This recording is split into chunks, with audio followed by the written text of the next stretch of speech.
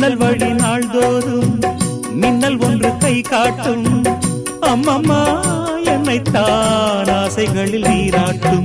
எனக்கும் உனக்கும் இருக்கும் நெருக்கம் இளமை தொடங்கி முதுமை வரைக்கும்.